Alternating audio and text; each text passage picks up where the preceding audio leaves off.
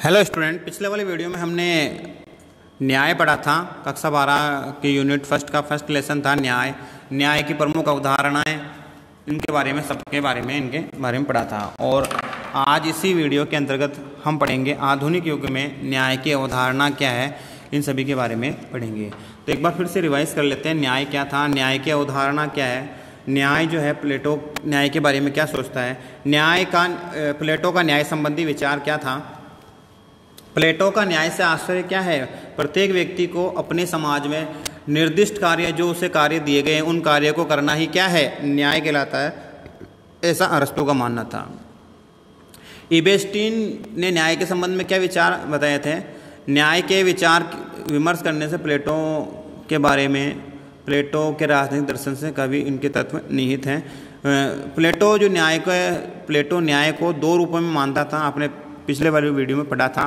वो तत्व कौन कौन से है, व्यक्तिगत और दूसरा सामाजिक तत्व। जो सामाजिक तत्व है उसको राज्य से प्लेटो जोड़ के देखता है। ये जो न्याय है ये दो प्रकार से प्लेटो मानता है। इन सभी को आप पिछले वाली वीडियो में पढ़ चुके हैं। इसी तरह अरस्तु के न्याय की अपन ने बात की थी। अरस्तु के न्याय संबंधी विचार क्या है। अरस्तु जो था वो प्लेटो का शिष्य था और उन्होंने न्याय को सरोकार करने के लिए मानवीय जो संबंधों का नियमन से इनको मानता है। अरस्तु का विश्वास था कि लोगों के मन में न्याय के बारे में जैसी धारणा के कारण, लोगों के मन में राज्य की धारणा के कारण ही क्या है, राज्य अस्तित्व में आता है, ऐसा उसका मानना था। उसने न्याय को 3 भागों में बांटा है, जिसमें आपने कल पढ़ा था विवरणात्मक न्याय। विवरणात्मक न्याय से अंतर्गत आशय ये है कि सभी जो लोग हैं उनको अपनी योग्यता और अपने कार्यकुशल के आधार पर न्याय की बात करता है। वह आनुपातिक समता का पक्षधर है। समानता की इस अवधारणा के अनुसार लाभ उत्तरदायित्व व्यक्ति की क्षमता और सामर्थ्य के अनुसार ही होना चाहिए, ऐसा अरस्तु मानता है। इसी प्रकार आपने सुधारात्मक न्याय देखा था। सुधारात्मक न्याय अरस्तु के अनुसार सुधारात्मक न्याय क्या है। सुधारात्मक न्याय के अनुसार न्याय की एक ऐसी व्यवस्था जिसमें राज्य का ये दायित्व है कि वह व्यक्ति के जीवन की रक्षा करे, उसकी संपत्ति की रक्षा करे, उसके सम्मान की रक्षा करे और उसकी स्वतंत्रता की रक्षा करे। ये क्या है, अरस्तु का जो सुधारात्मक न्याय है वो ये कहलाता है।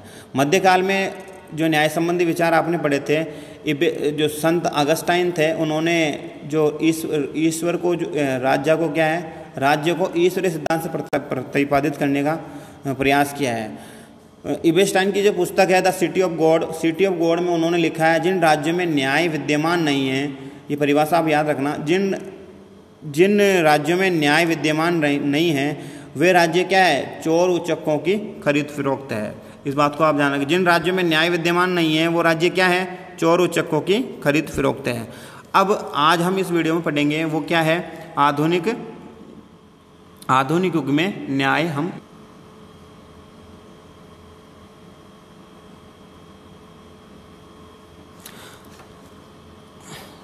आधुनिक काल में न्याय संबंधी विचार। आधुनिक काल में न्याय संबंधी अवधारणा, the concept of justice in modern period. आधुनिक युग में डेविड ह्यूम ने ये मत व्यक्त किया कि न्याय का अर्थ नियमों का पालन करने मात्र से है, क्योंकि अनुभव से ये सिद्ध हो चुका है कि वे नियम सर्वहित का आधार है, अतः सर्वहित या सार्वहित उपयोगिता को ही न्याय का एकमात्र स्रोत होना चाहिए। मनुष्य की प्रकृति, तर्क बुद्धि या अनुबंध में इन नियमों का स्रोत ढूंढने से कोई लाभ नहीं है। फिर उपयोगितावाद के प्रवर्तक जेरमेनी जो बेथम है, उनका भी यही मानना है। जो प्राकृतिक न्याय सार्वजनिक वस्तुओं, सेवाओं और इत्यादि का विवरण उपयोगिता के आधार पर होना चाहिए। इसका सूत्र अधिकतम लोगों को सुख पहुंचाने का होना चाहिए। जो वर्तमान में जो भी सार्वजनिक वस्तुएं, जो सेवाएं, उनको जो उपयोग है वो कैसा होना चाहिए, अधिकतम लोगों को लाभ पहुंच सके, इस प्रकार का इनका आवंटन होना चाहिए। वर्तमान में जो वर्तमान में प्राकृतिक कानून या कोई उपयोगिता पर आधारित न्याय की संकल्पना में विश्वास नहीं किया जा सकता। वस्तुतः प्राकृतिक न्याय के नियमों, प्राकृतिक अधिकारों और सार्वजनिक उपयोगिता के स्वरूप के बारे में कोई सर्वसम्मत मान्यता नहीं है। अब बात करते हैं सर जॉन रॉल्स के न्याय संबंधी विचार, जो आधुनिक सन जॉन रॉल्स के न्याय संबंधी विचार। जॉन रॉल्स ने अपनी पुस्तक द थ्योरी ऑफ जस्टिस में आधुनिक परिप्रेक्ष्य में सामाजिक न्याय का विश्लेषण किया है। रॉल्स न्याय के उस परंपरागत विचार से असंतुष्ट हैं जो सामाजिक संस्था को लाभप्रद बनाने पर बल देता है। जो एक सामाजिक संस्था को न्यायप्रद बनाने पर बल देते हैं, ऐसे में जॉन रॉल्स क्या है, उससे वह असंतुष्ट है, इस बात से वो संतुष्ट नहीं है। वे इस बात से भी असहमत है कि जिनसे परंपरागत न्याय के प्रतिपादक राजनीतिक और सामाजिक नीतियों को सही ठहराते हैं, वो इसके भी विरुद्ध में है। उन्होंने उपयोगितावादियों के अधिकतम व्यक्तियों को अधिकतम सुख पर आधारित न्याय की जो अवधारणा है उसको त्रुटिपूर्ण बनाते हुए ये सिद्धांत बहुमत की अल्पमत पर तानाशाही को स्थापित करने वाली बात है, ऐसा वो मानते हैं। रॉल्स संवैधानिक लोकतंत्र में न्याय को मुख्यतः दो नैतिक सिद्धांतों में प्रतिस्थापित करने का प्रयास करते हैं, जिसमें पहला आप पढ़ते हैं वो क्या है, न्याय जो है कि अधिकतम स्वतंत्रता, स्वयं स्वतंत्रता की सुरक्षा के लिए न्याय आवश्यक है। इस सिद्धांत के अंतर्गत प्रत्येक व्यक्ति को व्यापक स्वतंत्रता होती है जो उस जैसे अन्य व्यक्तियों को उपलब्ध हमेशा रहती है। व्यक्ति और राज्य ऐसी सामाजिक और आर्थिक स्थितियां स्थापित कर पाता है जिसके लिए सभी के लिए यह कल्याणकारी हो। जॉन रॉल्स का मानना है सबकी प्रगति के लिए अज्ञानता के पर्दे को हटाया कर ही क्या है, स्वतंत्रता की स्थापना की जा सकती है, ऐसा जॉन रॉल्स का मानना है। इस स्थिति में न्याय की सर्वप्रथम मांग सबको समान स्वतंत्रता और अवसरों की समुचित क्षमता ही होती है, अर्थात उन जीवन के मूलभूत आवश्यकताओं से जुड़ी हुई वस्तुओं का बिना किसी भेदभाव से समान वितरण हो। यही क्या है, यही न्याय है। इस नियम से विलग तभी हुआ जा सकता है जब उसमें हीनता का अधिकतम लाभ हो। हीनता अधिकतम उसमें देखी जाए तभी क्या है, उसका समान बंटवारा नहीं हो सकता, ऐसा जॉन रॉल्स मानते हैं। भारतीय चिंतन में न्याय की क्या व्यवस्था है, इसके बारे में पढ़ते हैं।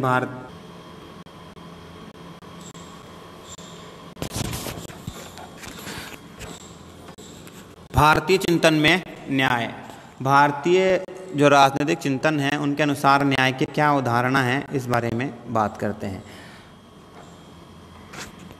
प्राचीन भारतीय राजनीतिक और सामाजिक चिंतन में विद्यमान धर्म की अवधारणा प्लेटो के न्याय सिद्धांत में समान रही है। धर्म में प्राचीन जो भारतीय अवधारणा व्यक्ति को समाज में उस नियत स्थान और निर्दिष्ट कर्तव्यों का पालन कराती है, वही क्या है, न्याय है। यह अवधारणा तत्कालीन सामाजिक व्यवस्था में सामंजस्य स्थापित करने का मूल मंत्र है। स्वधर्म का भाव व्यक्ति को उसके कर्तव्यों का बोध कराता है। व्यक्ति के अधिकारों और विशेष अधिकारों की उत्पत्ति सर्वधर्म की पालना में ही निहित है, ऐसा हमारे जो भारतीय चिंतन है जो चिंतन उनका मानना है। जहाँ प्लेटो की न्याय की अवधारणा मूलतः राजनीतिक और सामाजिक थी, वहीं भारतीय चिंतन में न्याय कानूनी रूप से स्वीकार कर लिया गया है।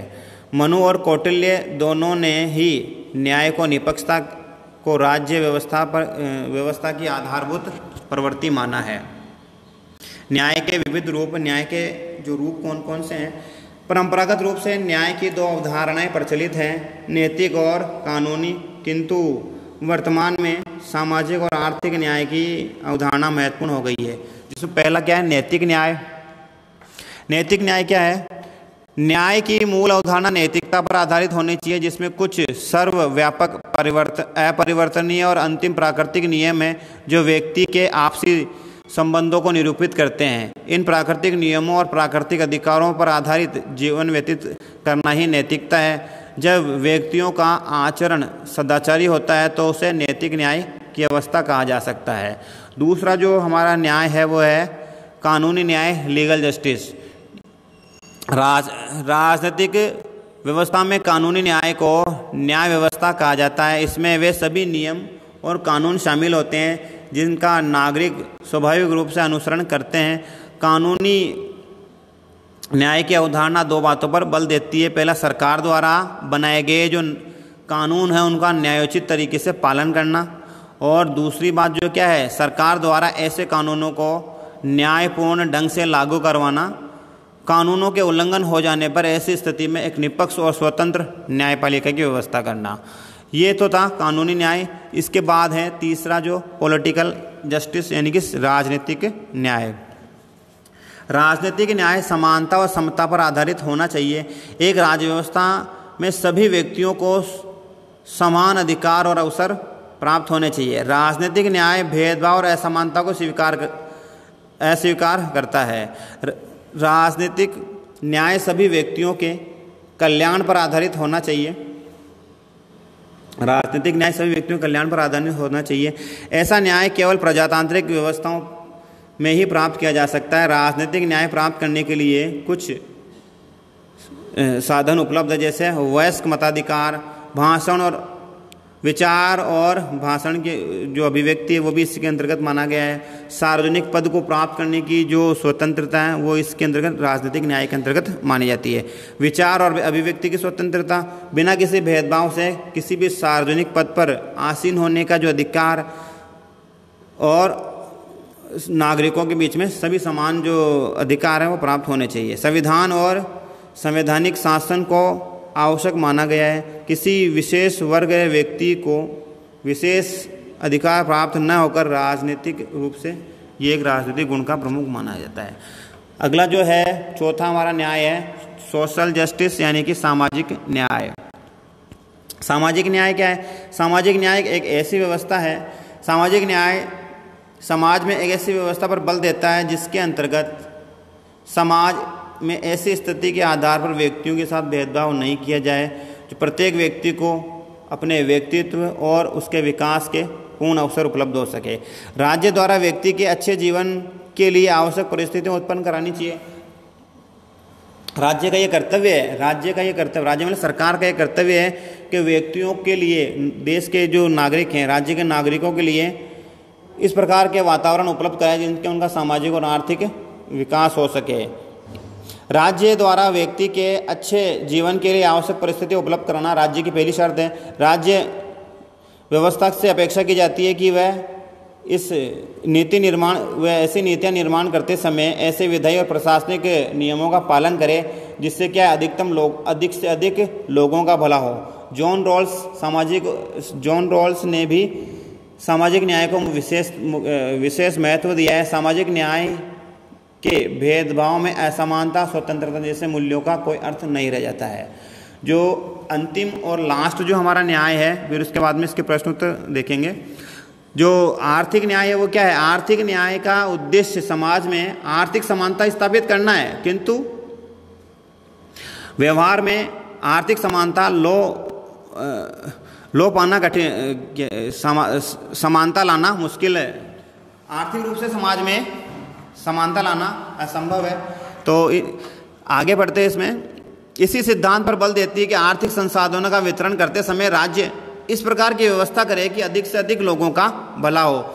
राज्य का कर्तव्य है कि राज्य सामाजिक और आर्थिक और सामाजिक न्याय का आवंटन इस प्रकार करे जिससे क्या हो, लोगों का अधिकतम भला हो। राज्य भूमि का आवंटन इस प्रकार करे जिससे क्या हो, भूमि का केंद्रीकरण ना हो, भूमि का क्या हो, विकेंद्रीकरण हो। राज्य इन सभी बातों का ध्यान रखता है। आर्थिक न्याय धन संपदा के आधार पर व्यक्तियों के बीच में पाई जाने वाली असमानता की निंदा करता है और गरीबी और अमीरी के बीच की खाई को कम करने का प्रयास करता है। आर्थिक विषमता को दूर करने के लिए आर्थिक न्याय के लक्ष्य की प्राप्ति के लिए व्यक्तियों के संपत्ति के अधिकार को सीमित करने की आवश्यकता होती है। आर्थिक न्याय के उद्देश्यों को पूरा करने के लिए क्या, लोगों की जो संपत्ति के अधिकार है उसको सीमित करने की आवश्यकता है। समाजवादी विचारक के अनुसार आर्थिक विषमता गरीबी और अमीरी के बीच की खाई को और अधिक गहरी कर देती है, जिससे समाज में सदैव संघर्ष की स्थिति हमेशा बनी रहती है। तो आपने इस पार्ट में न्याय के बारे में पढ़ा, प्राचीन समय में न्याय की अवधारणा क्या थी, मध्य युग में क्या थी, वर्तमान समय में क्या है, इन सभी के बारे में आपने पढ़ा। अब हम इस पाठ के प्रश्नोत्तर देखते हैं। इस पाठ के प्रश्नोत्तर आप देख रहे हैं। देखिए पहला प्रश्न है, पाश्चात्य राजनीतिक चिंतन ने न्याय की व्याख्या सर्वप्रथम किस विचारक ने की थी? पाश्चात्य राजनीतिक चिंतन में न्याय की जो सर्वप्रथम व्याख्या है वो किसने की थी? इसमें पहला है संत अगस्टाइन, अरस्तु, प्लेटो और इक्विनास। जो इसका सही उत्तर है वो है प्लेटो ने। प्लेटो ने क्या की थी? पाश्चात्य राजनीतिक विचारों की सर्वप्रथम न्याय की व्याख्या की थी। विवरणात्मक न्याय की अवधारणा की प्रतिपादक कौन है? विवरणात्मक न्याय की अवधारणा के प्रतिपादक अरस्तु है, इसको आप याद रखेंगे। जिन राज्यों में न्याय विद्यमान नहीं है वे केवल चोर उच्चकों की खरीद फरोख्त है। ये किसका कथन है? आपने जब मध्य प्राचीन काल के जो न्याय विचारक पढ़े थे उनमें ये पढ़ा था। तो ये जो है संत अगस्टाइन का कथन है, जिनका ये मानना है कि जिन राज्यों में न्याय विद्यमान नहीं है वो राज्य क्या है? चोर उच्चकों की खरीद फरोख्त है। न्याय की निष्पक्षता को राज व्यवस्था की आधारभूत प्रवृत्तियों में कौन मानते हैं? तो मनु और कौटिल्य इसको मानते हैं। कानून के उल्लंघन पर दिए जाने वाला दंड न्याय के किस रूप में परिलक्षित होता है? कानून के उल्लंघन हो जाने पर जो दंड दिया जाता है उसको हम कहते हैं कानूनी न्याय। बाकी जो प्रश्न उत्तर है वो आप स्वयं करेंगे। अगर कहीं किसी प्रश्न में आपको कोई समस्या आती है तो आप कमेंट करके पूछ सकते हैं या व्यक्तिगत रूप से आप मुझे कॉल भी कर सकते हैं। तो आज के लिए इतना ही, मिलते हैं फिर से अगले वीडियो में। अगला वाला जो वीडियो है दूसरा पार्ट, उसमें हम पढ़ेंगे शक्ति, सत्ता और वैधता। तो थैंक्स फॉर वॉचिंग, धन्यवाद।